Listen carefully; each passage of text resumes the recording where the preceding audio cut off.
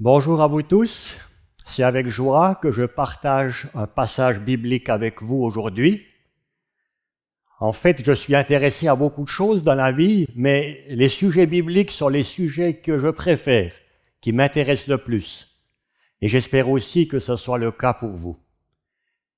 Quand nous considérons ensemble la parole de Dieu, nous recevons toujours des bénédictions, celles que Dieu nous a promises. J'ai un sujet sur le cœur depuis un certain temps et j'aimerais parler aujourd'hui de ce sujet, le développer, c'est le thème de l'Église. Je ne parlerai pas du bâtiment de l'Église, mais je parlerai de l'Église assemblée, celle que Dieu a conçue dans sa sagesse, qu'il a voulu, celle qu'il a bénie et qu'il a utilisée pour l'avancement de son règne.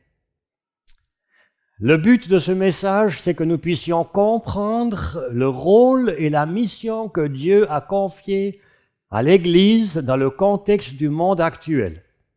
Et je crois que ce sujet mérite d'être relevé maintenant. Souvenons-nous d'abord que Dieu n'a pas créé l'être humain pour vivre en solitaire. Il a su que l'être humain avait besoin de relations. Je rencontre toujours de nouveau des personnes qui vivent seules et qui ont de la peine avec la solitude. Et si même les animaux souffrent de solitude, combien plus des croyants isolés? Et ça, c'est pas ce que Dieu a voulu pour eux. Nous lisons dans la Bible au début déjà que Dieu a réuni les croyants dans une arche avec Noé et sa famille. Il a voulu les sauver d'une génération perverse. Plus tard, dans le désert, Dieu a ordonné de dresser une grande tente qui s'appelait la tente d'assignation. Et c'est là qu'on allait se retrouver pour offrir des sacrifices à Dieu, pour l'adorer et venir dans sa présence. Plus tard, Dieu a mis à cœur à David, roi d'Israël, de construire pour Dieu une maison, un temple. Ce temple a été construit par son fils Salomon, un temple qui a été érigé dans toute sa splendeur. Et c'est sur ce temple que Dieu a mis sa bénédiction. Il était présent dans ce lieu et les personnes pouvaient véritablement bénéficier des dons de Dieu. Dans le Nouveau Testament, nous lisons qu'au moment où Dieu a voulu que cette Église soit fondée selon son plan éternel, nous lisons cette phrase dans le 2e chapitre du livre des Actes. Les croyants étaient tous réunis dans un même lieu. Et c'est là qu'il y a eu cette manifestation de l'Esprit, où l'Esprit de Dieu est descendu sur eux et les a équipés pour la mission qu'il leur confiait. Je vais lire un passage de l'apôtre Paul et je suis frappé de voir comment l'apôtre Paul avait une bonne compréhension de cette œuvre que Dieu avait conçue à l'avance dans sa sagesse infinie. L'apôtre Paul décrit l'Église comme un mystère, c'est-à-dire qu'il était lui-même dépassé devant cette œuvre si grandiose de Dieu qui est l'Église. Il louait le Seigneur pour cela. Il s'émerveillait de voir que Dieu, finalement, il a voulu réunir tous les croyants en une même famille. C'est quelque chose d'absolument extraordinaire. Il n'y a aucune autre organisation humaine qui est comparable à cette œuvre de Dieu qui a voulu réunir tous les croyants en une même famille, indépendamment de leur origine, de leur culture, de leur pays, de leur langue, de leur âge. Tous sont réunis en une même famille. Ils s'aiment d'un amour divin. Ils ont une mission commune. Ils ont un but commun. Dieu déverse sur eux sa grâce et sa bénédiction. Ils jouissent de la présence de Dieu et s'épanouissent dans leur vie ici sur la terre. Je lis maintenant quelques pensées de l'apôtre Paul dans Éphésiens chapitre 2, depuis le verset 19, où l'apôtre Paul décrit cette Église que Dieu lui-même a voulu. Et il dit, « Ainsi donc, vous n'êtes plus des étrangers, ni des résidents temporaires. Vous êtes, au contraire, concitoyens des saints, membres de la famille de Dieu. Vous avez été édifiés sur le fondement des apôtres et des prophètes, Jésus-Christ lui-même étant la pierre angulaire. C'est en lui que tout l'édifice, bien coordonné, s'élève pour être un temple saint dans le Seigneur. C'est en lui que vous aussi, vous êtes édifiés avec eux pour former une habitation de Dieu en esprit. » Quelques versets auparavant, l'apôtre Paul invite ces chrétiens d'Éphèse à se souvenir de leur passé.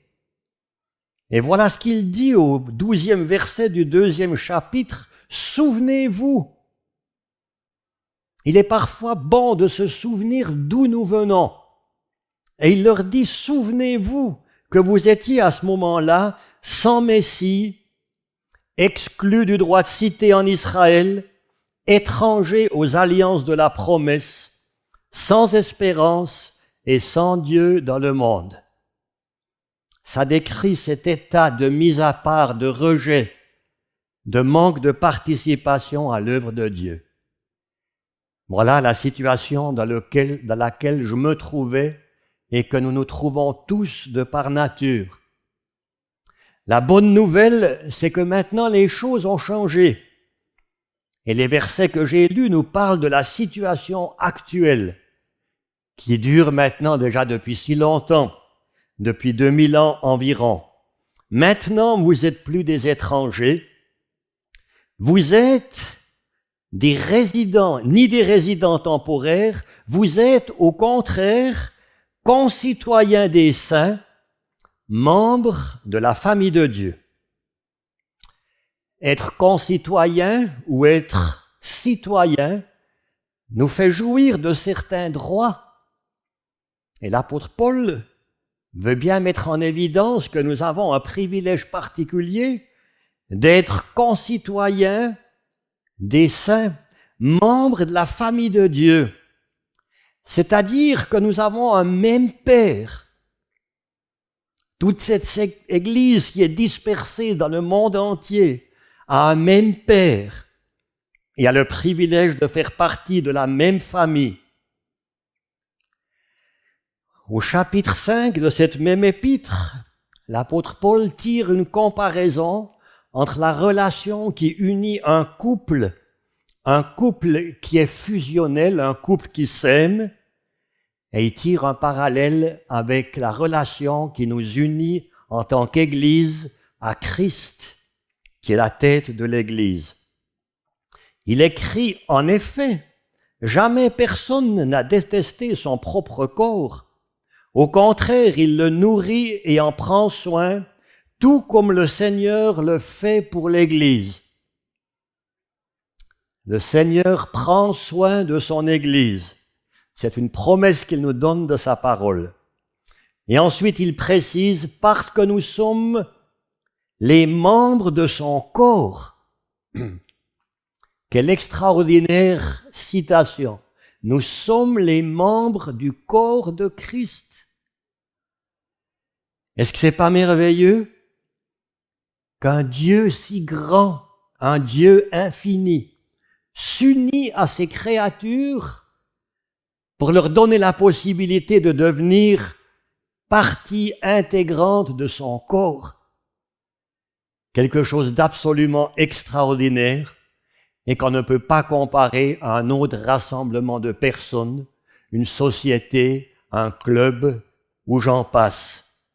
Nous sommes membres du corps de Christ. Je me sens bien petit par rapport à cette grâce. Je suis indigne de faire partie de la famille de Dieu. Cette réalité nous fait prendre conscience aussi de la responsabilité que nous avons. Si Dieu nous a inclus dans sa famille, a fait de nous des membres de son corps, il veut aussi que nos vies le glorifient et se déroulent selon sa parole. Dans ce passage, l'apôtre Paul nous décrit aussi ce qu'est son Église. C'est tellement important d'avoir une juste compréhension de ce qu'est l'Église. Ce n'est pas simplement un rassemblement de personnes, une institution humaine, mais l'Église, elle a des caractéristiques bien distinctes. Je cite d'abord celle-là. L'Église de Christ a pour fondement sa parole. C'est ce qu'il nous cite ici, au verset 20. Vous avez été édifiés sur le fondement des apôtres et des prophètes. Aucun mouvement religieux ou assemblée ou église n'a le droit de se nommer église si ce n'est pas la parole de Dieu qui est son fondement.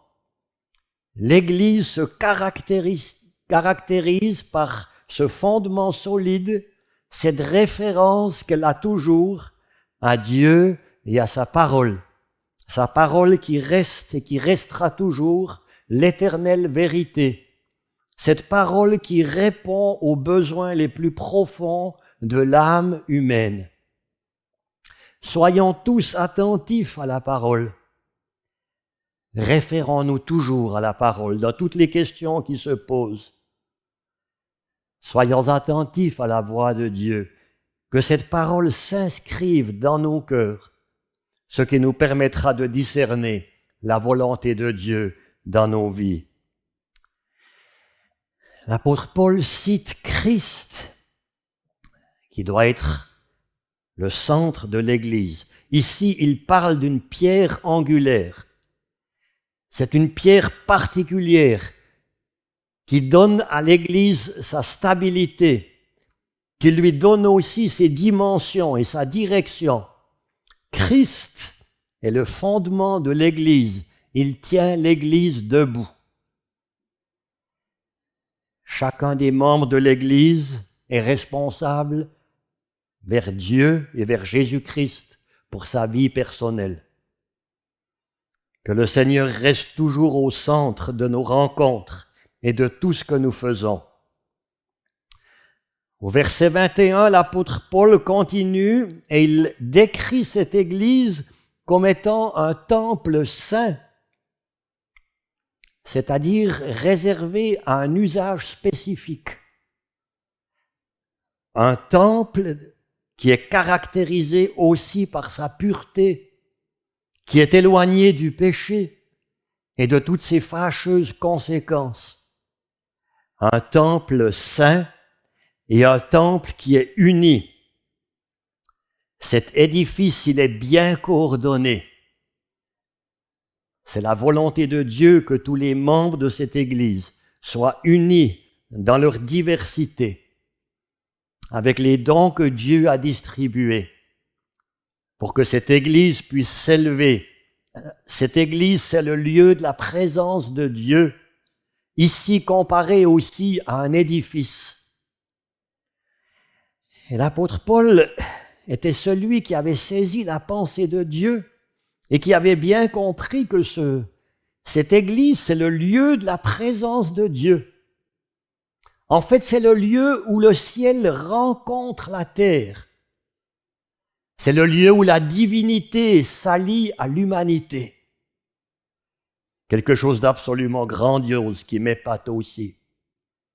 Cette présence de Dieu, elle a souvent été décrite, elle a souvent été manifestée par une nuée dans l'Ancien Testament. Il y a une nuée qui allait devant le peuple d'Israël. Il y a une nuée qui est descendue sur la montagne et sur le temple de Dieu dans des occasions bien particulières. Ça représentait la présence de Dieu. Voilà quelques-unes des caractéristiques qui distinguent l'Église de toute organisation religieuse ou même chrétienne. La question se pose maintenant par rapport à ma propre attitude vis-à-vis de cette Église. Il y a des personnes qui sont très hostiles à l'Église. Peut-être parce que depuis leur enfance, on leur a parlé négativement de cette Église. On leur a demandé de s'éloigner de cela. On a présenté cela même comme quelque chose de dangereux, peut-être. Aujourd'hui, il y a beaucoup de personnes aussi qui sont totalement indifférentes par rapport à l'Église. Des personnes qui pensent aussi qu'elles peuvent vivre leur foi individuellement. Alors bien entendu, chaque membre de l'Église doit avoir une relation personnelle avec Dieu. Mais quand cette relation personnelle avec Dieu et avec Jésus-Christ est établie, Dieu a voulu que la vie spirituelle se vive collectivement. N'oublions jamais cette réalité. D'autres personnes sont frustrées parce qu'elles ont peut-être été déçues par des membres ou des personnes qui se considèrent comme étant membres de l'Église de Dieu et qui ont, par leurs attitudes que nous regrettons beaucoup, provoqué du scandale. Apportons toutes ces choses au trône de la grâce et veillons sur notre propre vie. Mais en fait, si nous réfléchissons un peu de plus près, l'Église, dans la pensée de Dieu, ne déçoit pas les hommes. C'est peut-être des humains qui n'ont pas eu une vie qui était en accord avec Dieu et avec sa parole, qui ont déçu les gens.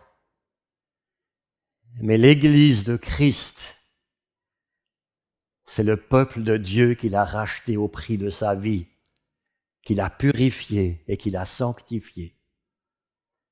Quand l'Église remplit sa mission, les personnes s'épanouissent aussi dans leur vie. Elles prospèrent, elles sont heureuses, elles ont une espérance, elles ont une perspective. Réjouissons-nous de tout cœur. Dieu nous demande de voir et de traiter l'Église comme Christ l'a fait. Et nous avons vu dans ce passage que Christ a aimé l'Église. Si nous revenons à la relation du mari et de la femme, il est dit « Marie, aimez votre femme comme Christ a aimé l'Église et s'est donné lui-même pour elle. » Christ a sacrifié sa vie pour l'Église. Pourquoi est-ce que j'aurais, moi, une autre attitude vis-à-vis de cette Église? Si Christ lui-même l'a aimée au point de se sacrifier pour elle, ça en dit long sur notre attitude vis-à-vis de l'Église. Le Seigneur nous donne de pouvoir marcher avec lui comme il le voulait. Est-ce que nous sommes en admiration devant ce chef-d'œuvre de Dieu? Quand est-ce que c'était la dernière fois vous avez été saisis d'admiration devant cette œuvre de Dieu qui est son Église? Vous avez loué le Seigneur de tout votre cœur. Dans son livre « Lettres à l'Église », Francis Chan fait cette citation. Le plus grand honneur qu'une personne puisse avoir, c'est de faire partie de la famille de Dieu, de son Église. Souvenons-nous de cette réalité et de ce privilège si grand. Dans cette même épître, au chapitre 3, au verset 14, nous lisons que l'apôtre Paul est tombé à genoux quand il a contemplé l'œuvre de Dieu qui est son Église. Verset 14 du chapitre 3. « Voilà pourquoi je plie les genoux devant le Père de notre Seigneur Jésus-Christ. » Dans le « voilà pourquoi » il se réfère à ces versets que j'ai lus où il a décrit l'Église. L'apôtre Paul est en admiration devant cette œuvre de Dieu. Il adore. Voilà l'attitude qui doit être la mienne. Nous avons lu que cette Église, elle est sainte, elle est quelque chose de sacré. Francis Chan utilise aussi l'exemple de l'Ancien Testament. Quand ce magnifique temple de Salomon avait été achevé, ce temple qui a été construit avec les pierres mises une sur l'autre sans un seul coup de marteau, ce temple qui avait été fait avec du bois de cèdre habilement préparé, ce temple qui avait été plaqué en or à bien des endroits, c'était un chef-d'œuvre extraordinaire. Maintenant est venu le moment où ce temple a été inauguré. Et là, la présence de Dieu s'est manifestée d'une manière toute particulière. Francis Chan écrit « Je donnerai tout pour assister à ce moment où la présence de Dieu est descendue sur le temple, où tout le peuple se tenait là autour et était en admiration devant cet édifice. » Il pose la question, vous pensez que quelqu'un du peuple aurait eu à l'idée de prendre un marteau et de s'en prendre à cet édifice? On était tous en admiration. Et d'ajouter chaque fois que vous critiquez l'Église de Dieu, c'est comme des coups de marteau que vous donneriez à ce temple, à cette œuvre que Dieu a créée. On a souvent failli dans ce domaine, moi aussi. Sachons le reconnaître. Combien de temps est-ce que j'ai passé à critiquer l'Église plutôt que de prier pour elle et de m'investir pour son développement? Prenons à cœur les paroles du Seigneur. Dans le Nouveau Testament, il nous dit, comme aussi dans ce passage, « Vous êtes concitoyens des saints, gens de la maison de Dieu. » Il y avait dans l'église de Corinthe des personnes qui avaient oublié cette réalité. Et c'est à eux que l'apôtre Paul s'adresse en disant « Ne savez-vous pas que vous êtes le temple de Dieu ?»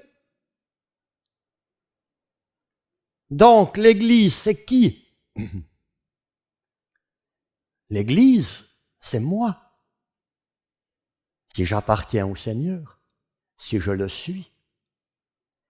Et cette Église qui est composée de tous ceux que Dieu a rachetés a des missions bien précises à remplir dans ce monde. L'Église a une mission à remplir vers le haut, c'est-à-dire Dieu appelle son peuple à lui donner gloire. Dieu a voulu que son peuple lui rende gloire.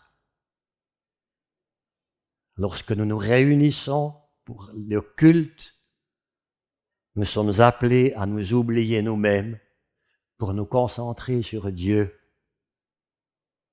sur sa personne, sur tout ce qui le caractérise, sur ce qu'il veut déposer dans nos vies, sur ce qu'il veut faire de nous.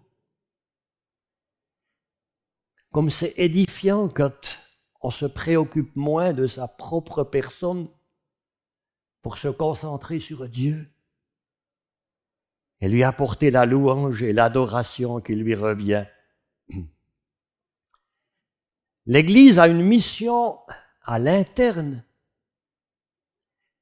Dieu nous appelle à nous aimer les uns les autres. Il dit, si vous vous aimez les uns les autres, tous ceux qui vous entourent, ils connaîtront que vous êtes mes disciples. Nous sommes invités à prier les uns pour les autres. Quel magnifique ministère que l'intercession, que tous peuvent exercer avec ce que le Seigneur leur a donné. Prenons la prière à cœur et souvenons-nous que l'œuvre de Dieu se construit d'abord dans la prière. Dieu entend, il répond. Nous sommes appelés à nous soutenir les uns les autres. Bibliquement, d'après les prophéties, nous allons au-devant de temps plus difficiles. Nous avons plus de temps à perdre pour nous critiquer l'un l'autre. Nous sommes invités à nous soutenir l'un l'autre, à nous engager l'un envers l'autre. Je crois que nos frères et sœurs qui vivent dans des pays totalitaires, qui subissent l'oppression et la persécution, sont des exemples vivants pour nous, dans notre société parfois un peu trop confortable. Nous sommes invités à nous aider les uns les autres. Quelle mission importante! Ce verset 22 me parle toujours. C'est en lui, donc en Christ, que vous aussi vous êtes édifiés pour former une habitation de Dieu en esprit. Il compare ce peuple de Dieu à ce grand édifice. Toutes ces pierres qui sont une sur l'autre, chacune d'elles est nécessaire, mais qui forment un ensemble. Et cet édifice, il s'élève vers le haut, vers Dieu, pour former une habitation de Dieu, le lieu de sa présence. C'est si extraordinaire. Je lis quelques lignes encore d'un chapitre du livre de Francis Chan, qui m'a parlé. En vous joignant à l'Église, vous devriez être amenés à fouler un territoire saint. Vous venez pour adorer un tout autre avec d'autres. Vous venez pour répandre votre amour sur lui, c'est-à-dire Jésus-Christ, en vous mettant au service de ceux qui vous entourent et en les estimant supérieurs à vous-même. Les choses ne tournent pas autour de vous et vous en êtes heureux parce qu'il y a quelque chose d'infiniment plus grand que vous. C'est sacré. C'est l'Église.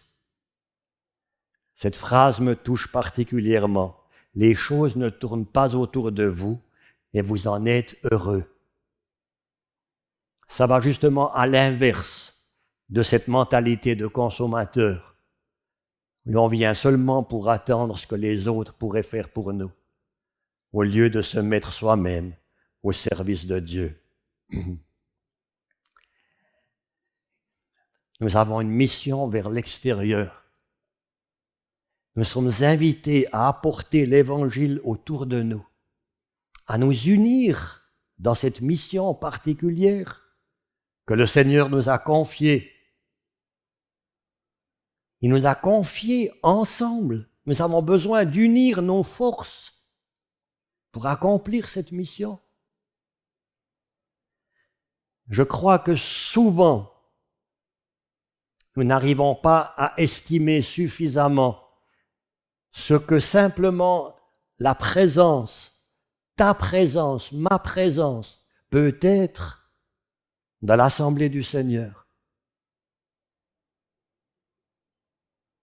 En fait, l'absence au culte est comme un vote qu'on donne pour fermer l'Église. Parce que l'Église se ferme quand il n'y a plus personne qui est là. Ta présence est importante parce que Dieu t'a voulu là avec cette mission bien précise de collaborer à l'avancement de son règne. Nous avons une mission si grande face au monde qui nous entoure, face à tant de personnes qui ne connaissent pas le Seigneur, qui n'ont peut-être jamais entendu parler de lui, face à une jeune génération qui grandit sans aucune instruction biblique, qui est déçue ou blasée par la vie, qui a besoin d'espérance. Nous pouvons porter à cette société qui nous entoure un message d'espoir. Donner à des cœurs troublés et chargés une nouvelle perspective. Leur annoncer le message libérateur de l'Évangile. quelqu'un vous aime. Quelqu'un veut que vous puissiez vous joindre à cette grande famille de Dieu pour le louer et le célébrer ensemble. Dieu nous dit qu'il est puissant dans l'assemblée des saints. C'est dans ce passage aussi, dans cet épître aussi, que l'apôtre Paul nous dit, au verset 10 du 3e chapitre, que les dominations et les autorités connaissent maintenant, par le moyen de l'Église, la sagesse infiniment variée de Dieu. Quelle pensée profonde! Dieu a voulu faire connaître sa sagesse infiniment variée devant les dominations et les principautés ténébreuses par le moyen de l'Église. Il a choisi les membres de son corps pour montrer aux dominations et aux autorités sa sagesse infinie. Quelle mission! Comment est-ce qu'on pourrait remplir cette mission si on reste dispersé chacun dans son coin? Prenons à cœur la mission que le Seigneur nous donne et restons toujours attachés à Christ qui est si souvent cité dans ce passage. C'est en lui, l'apôtre Paul met l'accent sur Christ. C'est en Christ que nous trouvons nos ressources. C'est en lui que nos vies s'épanouissent. C'est par lui que nous pouvons nous laisser remplir pour que nous puissions à notre tour enrichir ceux qui sont autour de nous. En conclusion, j'aimerais apporter juste 2-3 points de réponse à ces questions qu'on entend parfois. Est-ce que l'Église a toujours sa place aujourd'hui? Est-ce que l'Église est pertinente dans la société dans laquelle nous vivons? Répondre négativement, ce serait contredire le plan et la sagesse de Dieu. Ça voudrait presque dire aussi qu'on n'a plus besoin de famille dans la société. Les enfants n'ont plus besoin de famille. On sait à quel point la famille est disloquée aujourd'hui. Et toute la souffrance, toutes les conséquences que ça engendre. Le peuple de Dieu a besoin de vivre l'unité d'une famille. J'ai besoin, et tu as besoin d'un foyer spirituel, de frères et de sœurs avec lesquels tu peux partager ta foi, tu peux servir le Seigneur, tu peux vivre des temps forts. Que Dieu accorde que l'Église soit ce lieu de ressourcement, ce lieu de vie, ce lieu où on repart tellement enrichi. Dieu m'appelle à me joindre à ce formidable chef-d'œuvre qui veut être un lieu de vie, de guérison et de ressourcement.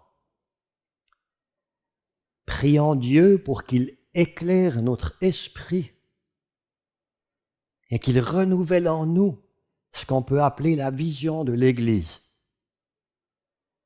celle que Dieu a eue depuis les temps les plus anciens, qu'il a planifiée et qu'il a mis à exécution, en particulier dans le Nouveau Testament.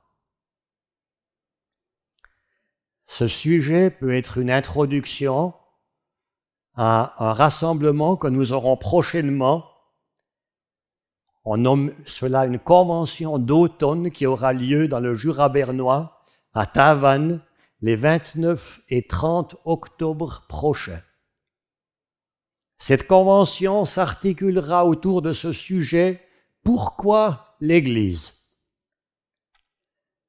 avec un mot-clé, une petite phrase clé que nous voulons mettre devant chacun. L'Église, c'est moi. Réfléchissons à cela et que Dieu nous bénisse dans cette institution qu'il a lui-même créée. Je vous souhaite la bénédiction de Dieu et vous souhaite déjà la bienvenue à l'écoute de ces messages qui sont diffusés maintenant toutes les 2 semaines sur notre site Internet. Que Dieu vous bénisse et vous enrichisse. Au revoir.